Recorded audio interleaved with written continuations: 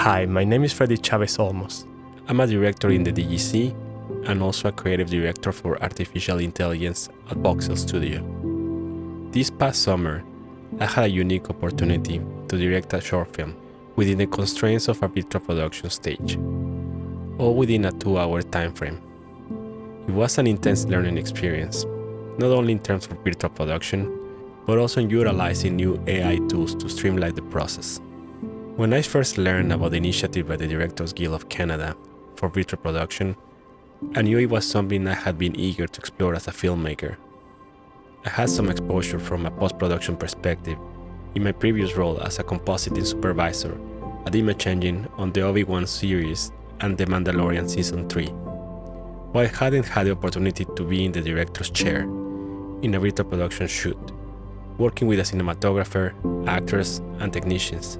So I felt this opportunity truly aligned with my goals. To apply for this initiative, I needed to submit a short script based on a location they were building for virtual production at Lumos Stage. I had a choice between two locations, a subway station and a rooftop patio. I opted for the subway station since I had a compelling idea to incorporate a scary urban legend I had heard about in a subway station in Mexico. Lastly, I had to prepare a 5-minute live pitch. I believe the pitch went well, but there was an important piece of information. I would only have 2 hours to shoot the entire film. This was a new challenge for me, especially considering the complex prosthetic makeup look I wanted to include in my film. I knew that achieving this on set within the 2-hour window was impossible. So the idea of using AI and machine learning to streamline the post-production process became evident and something I wanted to try.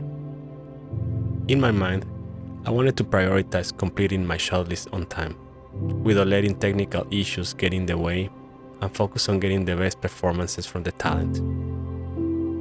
In the end, 8 directors were chosen in Canada to direct short film projects in virtual production, and I was one of them. It was an incredible experience. The pre-production process moved swiftly, from casting to sorting out all the shoot details. Since there wasn't time and resources for rehearsals on the virtual production stage, I had to work with my cinematographer, Gordon Berghill, to figure out the best way to shoot using diagrams. Shooting on virtual production stage offers many advantages, such as full control over a specific location and fast setup changes. However, I also encountered limitations on the go that I had to address in post-production. For example, we decided to shoot with the Sony Venice 2 with anamorphic lenses, but the LED wall we used had a diameter of about 38 feet. It worked well for our medium and close-up shots, but once we started to do wide establishing shots, the curvature of the LED wall and the seam lines between the practical set and the virtual environment became apparent.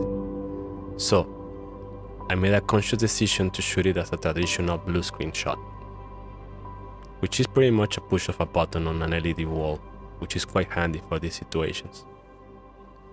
Another challenge was the differences in dynamic range between practical lights and the LED wall. I noticed that some of the lights in the LED wall didn't match the practical ones.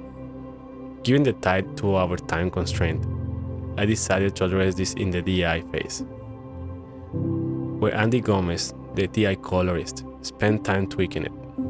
I'm also very grateful that the production designer, Wayne Elliott, and his team built actual set pieces to blend with the CG environment. I find this essential when shooting in a virtual production stage. The more foreground and midground real set pieces you have, the better it looks on camera, and the less it resembles the rear projection from the 1960s Batman series. The same can be said for using real atmospheric elements on set, as it helps creating the illusion of depth and helps giving more texture and variation to the deep blacks in the LED wall.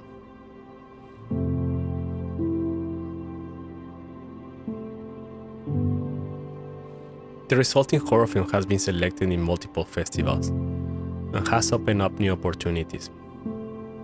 The completed film is currently screening at the Spark Animation Festival, But I would like to conclude this case study by showing the VFX breakdown, where we utilize machine learning and new AI tools to expedite the process and improve efficiency in post. Without this approach, I don't believe I would have been able to complete the film. As the industry returns to normalcy and productions ramp up quickly, efficiency will be crucial. I believe AI, machine learning, and real-time engines will play a significant role in achieving this, not by replacing us as many believe, but by assisting us. I am grateful that my current role allows me to explore these new technologies and tools to help tell stories in a more efficient way. Thank you for joining me today.